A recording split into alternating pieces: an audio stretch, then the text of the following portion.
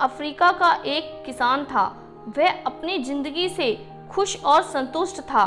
हफीज खुश इसलिए था कि वह संतुष्ट था। वह संतुष्ट इसलिए था क्योंकि वह खुश था।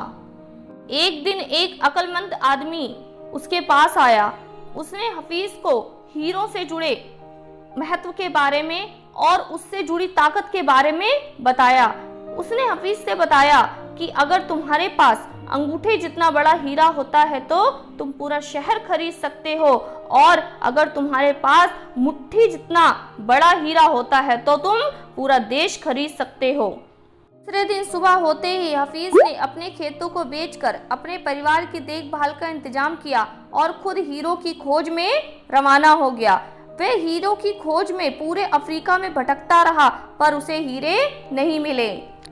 हफीज ने हीरो को पूरे यूरोप में भी ढूंढा, पर वह वहां पर भी उसे नहीं ढूंढ पाया। स्पेन पहुंचते पहुंचते मानसिक, शारीरिक और आर्थिक स्तर पर वह पूरी तरह टूट चुका था। वह इतना मायूस हो चुका था कि वहां की एक नदी में कूदकर उसने खुदकुशी कर ली। इधर जिस आदमी ने हफीज के खेत खरीदे थे, वह एक दिन उन खेतों से होकर जाने वाले नाले में अपने ऊँटों को पानी पिला रहा था। तभी सुबह के वक्त उग रहे सूरज की किरणें नाले के दूसरी ओर पड़े एक पत्थर पर पड़ी और वह इंद्रधनुष की तरह जगमगा उठा।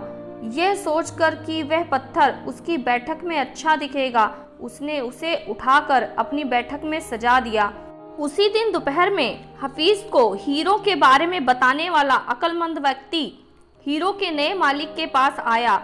उसने उस जगमगाते हुए पत्थर को देखकर सवाल किया कि क्या हफीज लौट आया?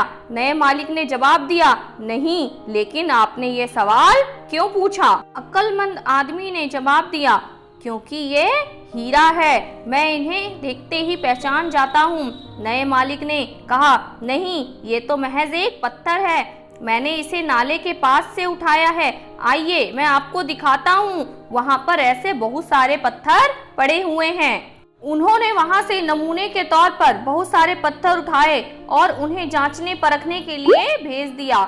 वे पत्थर हीरे ही साबित हुए। उन्होंने पाया कि उस खेत में दूर दूर तक हीरे ही दबे हुए हैं। इस कहानी से हमें ये सीख मिलती है कि जब हमारा नज़रिया सही होता है तो हमें महसूस होता है कि हम हीरों से भरी हुई ज़मीन पर चल रहे हैं। हमेशा मौके हमारे पांव तले दबे हुए होते हैं, उनकी तलाश में हमें कहीं जाने की ज़रूरत नहीं, हमें केवल उनको पहचानने की ज़रूरत है।